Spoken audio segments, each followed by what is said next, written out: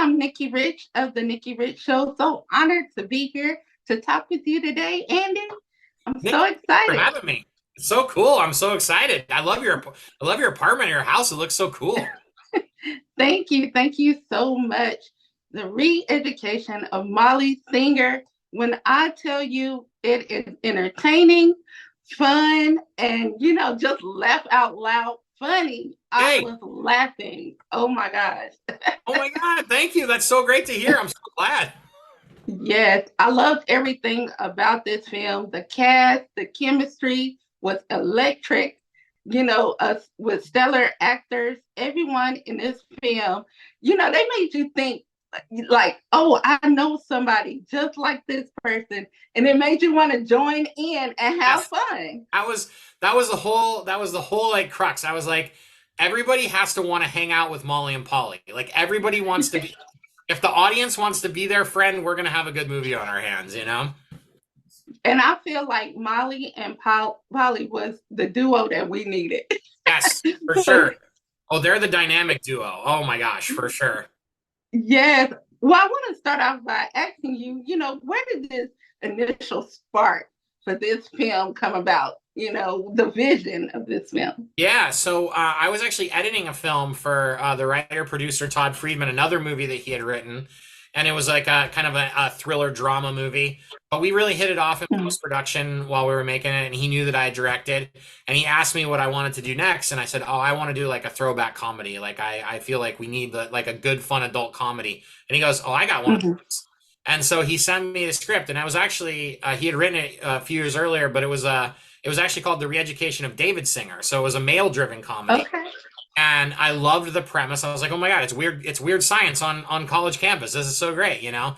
But I thought like I was like, we could modernize this a little bit. I think we can kind of turn this into something that's like a little bit more fresh, something we haven't seen. So I pitched him and Kevin the idea of like, what if we made David a female? We call her Molly. And it's like, now you have like a female Van Wilder character. And I was like, and we'll kind of change the best friend that's like her ride or die. And I was like, maybe like a Nico Santos type or something like that. And it was crazy because Mm-hmm. Nico's team, like they submitted him. Like I hadn't even chased after our Polly, and they had submitted him on a casting, and I was like, oh my God, this is meant to be. And so yeah, and then finding Britt and Jaime and everybody. But that's how it all started. It was literally a conversation in an edit room. Yes. And you know what I noticed and I love throughout the film? The music. Yes. Oh I my gosh. absolutely love the music. In between the scenes, I was just jamming. Oh, good. I'm so glad. Yeah, it was like I've never done a movie with like tons of, because I'd always done like horror movies, so it's mainly like score and stuff like that. And so I'd never done a movie with like just a bunch of like needle drop tracks. And our music supervisor, Andrea Von Forrest, are so good. Like she just did Air, like she just did Ben Affleck's movie and she's doing our little movie. But she just found these cool tracks, man. And then my editor Tim Rush just knows how to make them fun. And yeah, I'm with you. And my wife actually picked out a lot of the songs. So because my wife's like Wow. No I'm not way. yeah, I'm not good at music. I'm like, is Jimmy Buffett available? I'm ready. I'm like, is Garth Brooks in this soundtrack? I don't know. So but my wife picked out, especially like the last song of the movie, like that. My wife, that was her jam for a Yeah. while. So she Yes. picked it up. I loved everything about it, And also, explain to me your approach in casting the actors, the lead actors and everybody, Yeah. that's in the film. Because they were amazing. Like I said, they were electric in this film. Everybody meshed so well. It's like a family. Yes, and that's what it felt like on set. Everybody hung out together. We were all like super close on set. Yeah, so I always approach filmmaking and everything like that as like a almost like from a fan perspective, like who would I want to hang out with? And so for Britt, I was a fan of Britt. I'd seen her in Tomorrowland, and I was just like, this woman is going toe to toe with George Clooney, and and she's half his age, and she's just she can just give it.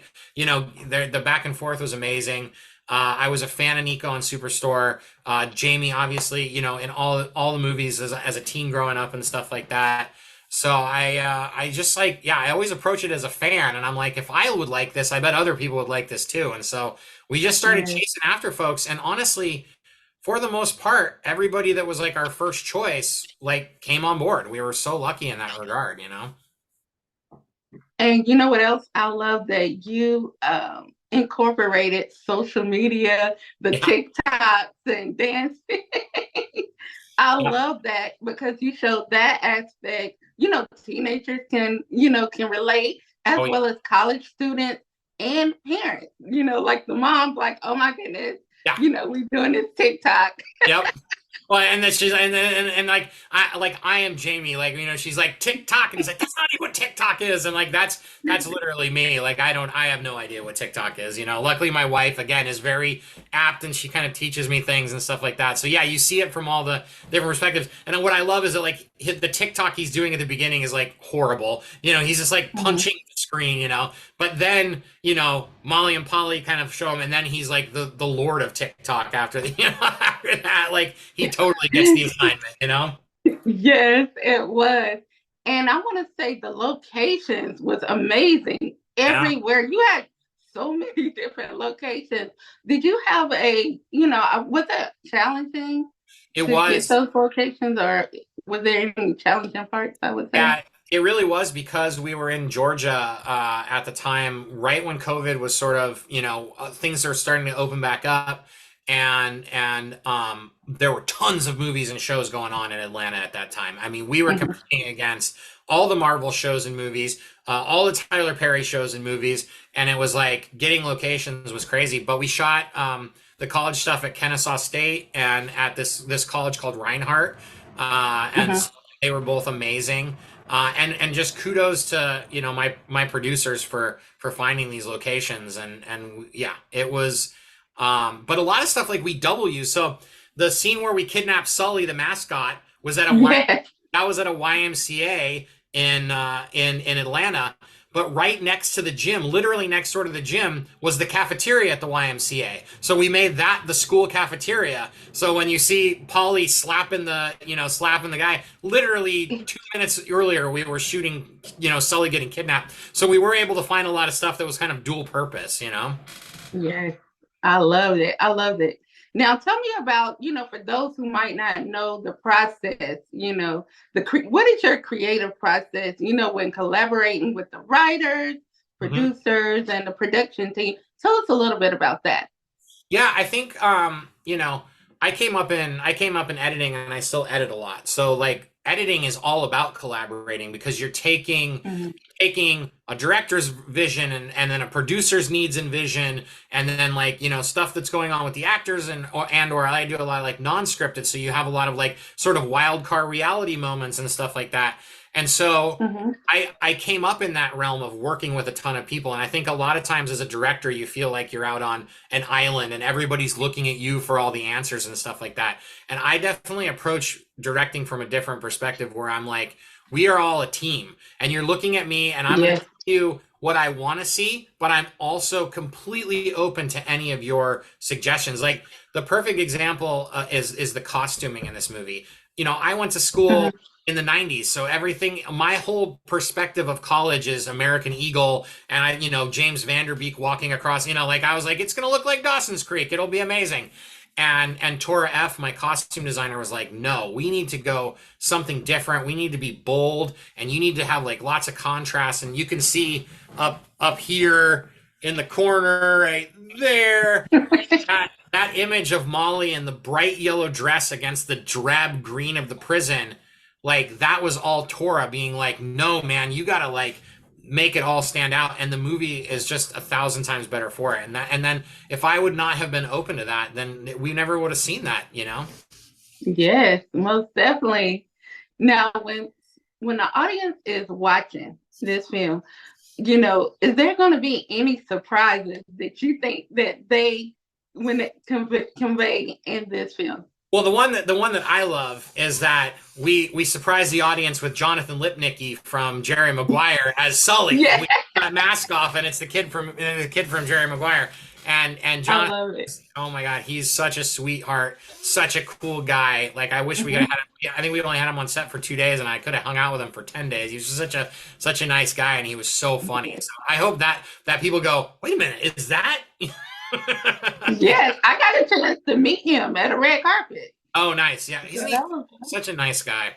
Yes, he is. He's so nice. And like everything about this film is it's just so fun. When you're watching, it's so many aspects. And then I love the different conversations, that you also threw in there that people, just talking about that's going on today. Yes.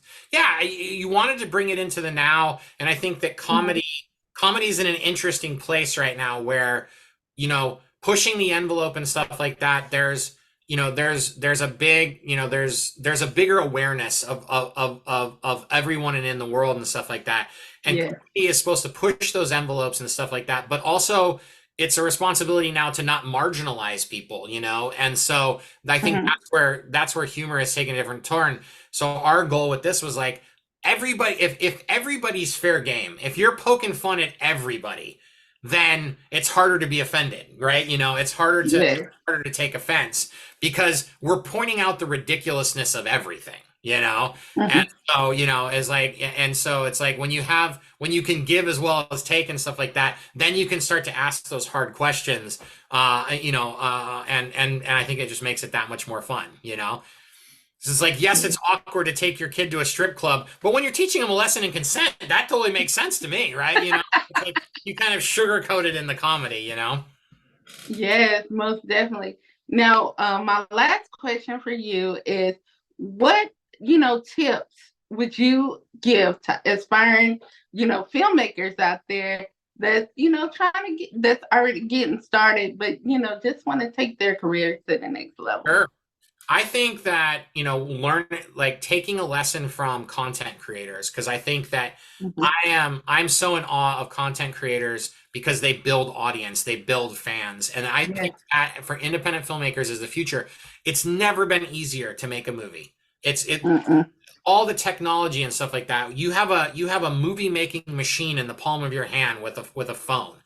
And so it's never been easier, but it's nerever been harder because there's so much other stuff. There's social media, there's this, there's TV, there's streaming, there's all these things. How do you get your voice known? And that's really the way you do it is through fans and through audience. And if I had advice for filmmakers, and I'm late to the game in this, is it like you have to go and create stuff and find out who your fan base is going to be and continue. That needs to be as important as telling your stories, because those are the people that are going to champion you and push you forward to that next level.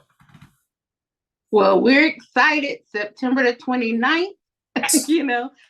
Everybody, we can't wait. On digital demand and in theaters. I'm so excited. If it's in your city, go see it. It'll be fun on the big screen.